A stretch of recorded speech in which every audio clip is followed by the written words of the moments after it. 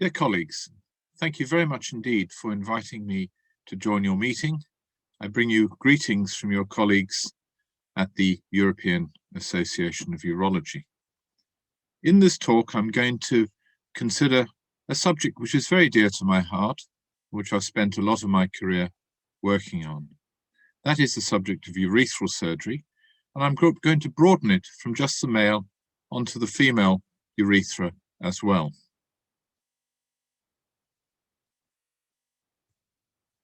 I've no disclosures to make relating to this topic.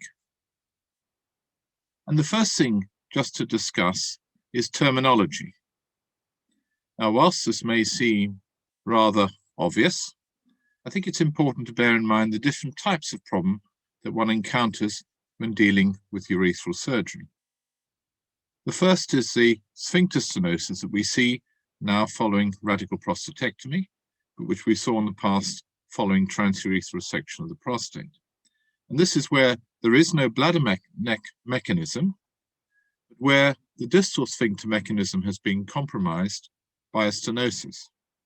In these circumstances, it's best not to carry out a urethroplasty, but to manage things by dilatation of the urethral stenosis, followed by intermittent self-dilatation carried out by the patient.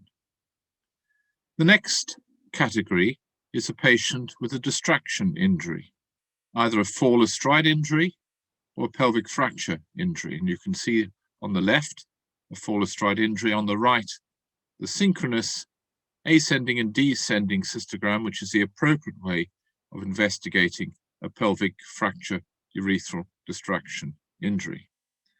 In all of these cases, pretty well, over 98%, unless there's a penetrating injury, it is possible both with a fall astride injury and a pelvic fracture urethral distraction to carry out an anastomotic urethroplasty. The main subject of this talk will be true strictures, where there is in fact ischemic spongiofibrosis, which affects a variable length of the urethra, and often there is some degree of ischemia to the sides of that normal urethra. And normal urethra looks pink, of course. You can assess it by ultrasound, but I find naked eye at the time of surgery and seeing what tissue bleeds is the appropriate way of managing it. And therefore, a urethral stricture is intrinsic spongiofibrosis in the anteurethra. The urethra is in continuity with variable lengths of urethral damage.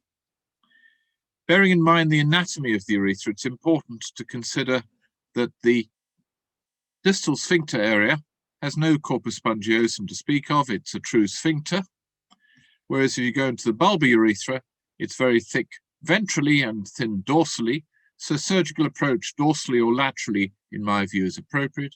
And as you come onto the penile urethra, there is little corpus spongiosum, and that is why urethrotomies do not work effectively in the penile urethra. Because if you're splitting into non-vascularized tissue, you don't get any healing without fibrosis. So what is success? Success is very much in the eye of the beholder.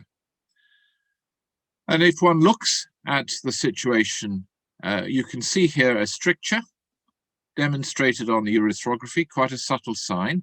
In the same patient, this is what it looks like, and that's the flow rate. So we know that you don't get a reduction in flow, as Joe Smith showed in the 1960s, until the caliber of the urethra becomes less than 12 French. Of course, you can use patient-reported outcome measures, which is another way of looking at the symptoms, but it doesn't get away from the fact that if you have a tight urethra, until it's around 11 or 12 French, with a normally functioning bladder, you won't get symptoms.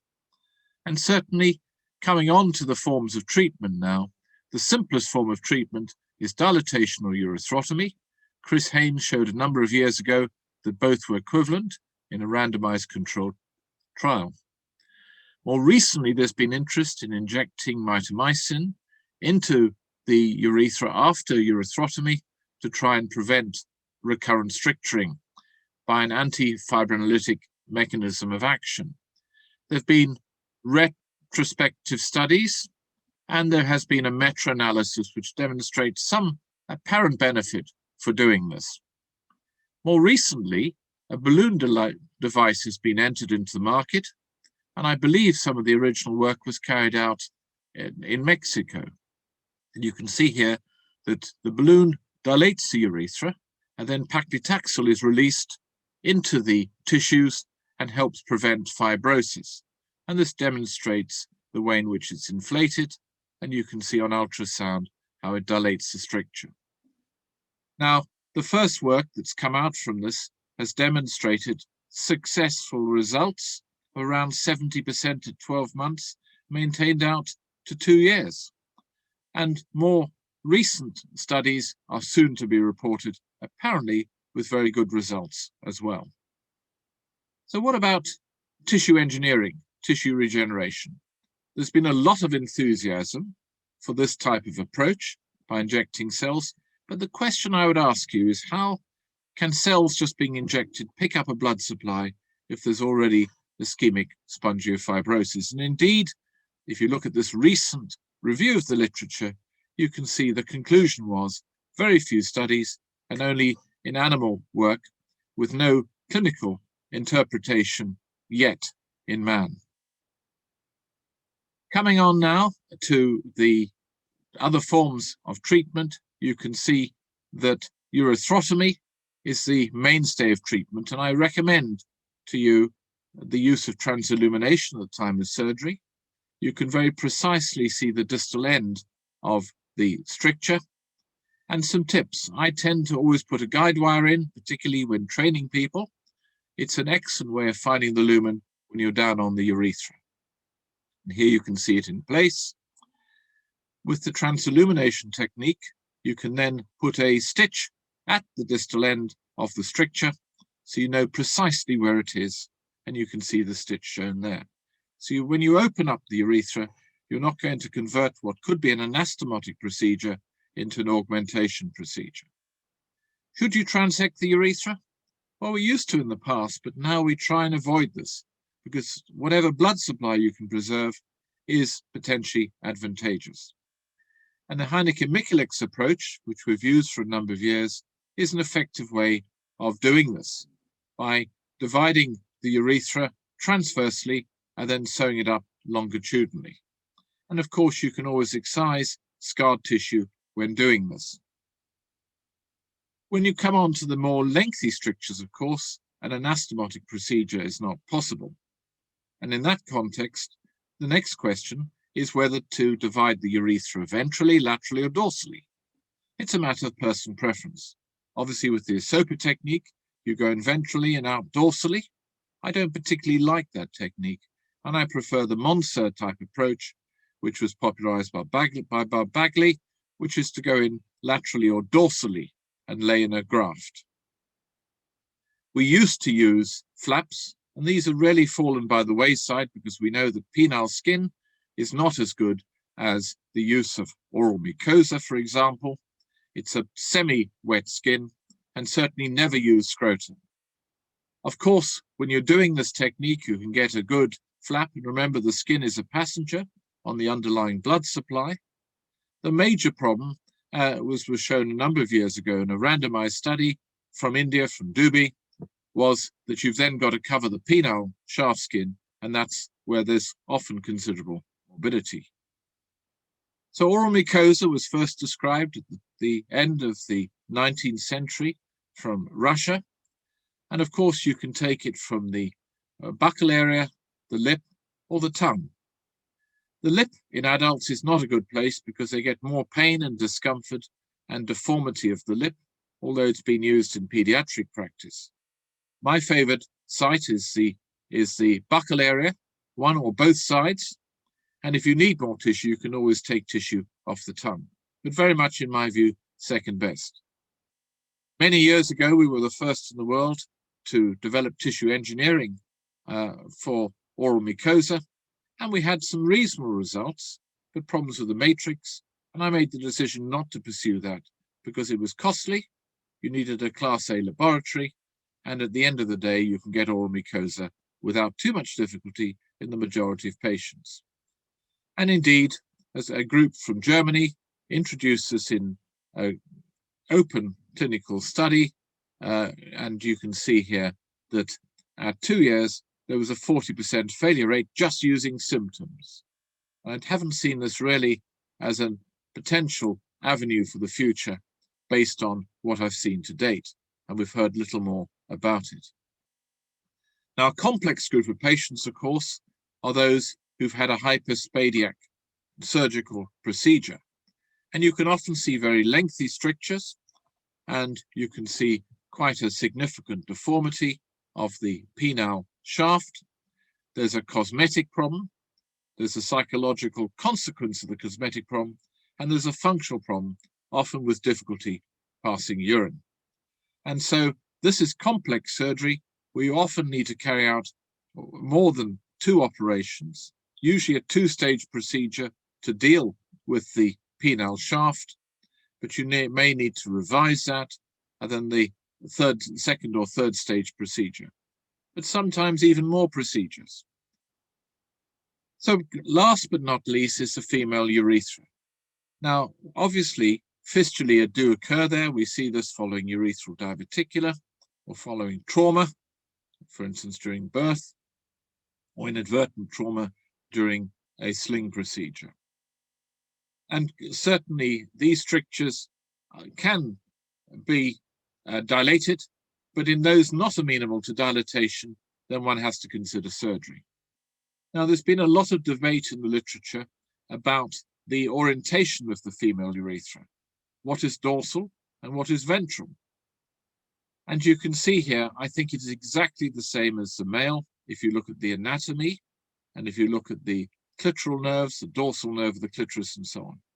And we recently reviewed this and put forward a suggestion in European urology. So I think that terminology is everything in medicine.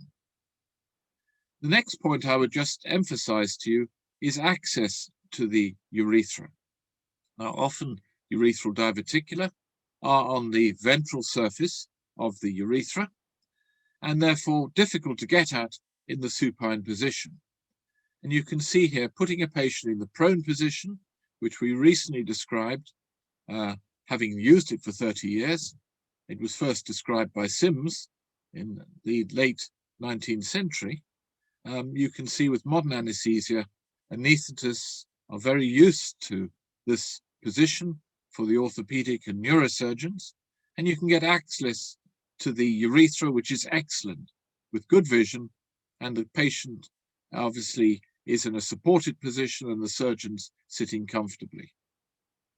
The suprameatal approach is also a useful one if you're getting at the urethra and at urethral diverticula, for instance, where you can make an incision above the urethra in the female, as long as you stay away from the corpus cavernosum and the clitoral nerves, and you can see you can get excellent access to the structures you want to get at by the suprameatal approach. And so certainly you can see here with the supraurethral approach, using the ring retractor, which I showed you earlier for the male, you can see the importance of this retractor. It's a pediatric Dennis Brown with knobs on. A surgeon doesn't need an assistant. I've used a Parkes anal retractor in the vagina, and you can see the stay stitches allowing you to hold the tissues firmly. I prefer this over the existing ring retractors, such as the Bradley Scott, because I find that it's much more precise with the sutures than the claws on the Bradley Scott. So in summary, what I would suggest to you is you can only do what's possible, like everything in surgery. There is no such thing as brave surgeons, just brave patients. And we should always be thinking of the patients we operate on. Follow basic surgical principles. You can only do what's possible. You can excise damaged tissue, bring in vascularized tissue, fill the dead space, bring in the vascularized tissue so you don't get hematoma formation and infection, drain and defunction to help provide that as well, and be aware of all the surgical options. Bear in mind, with all urethral surgery, you take it to bits. and then you put it together. Until you've taken it to bits, you're not always sure what you're going to put together. So it's very important to be aware of all of the options before you embark on a surgical procedure. And it does require fellowship training if you're going to provide the best results for your patients. I wish you all the best and all best wishes for your Congress. I wish you well in the current pandemic, and we very much look forward to you joining us at the virtual EAU Congress between the 8th and 12th of July this year. I'm only sorry we won't be able to meet up in person. All the very best.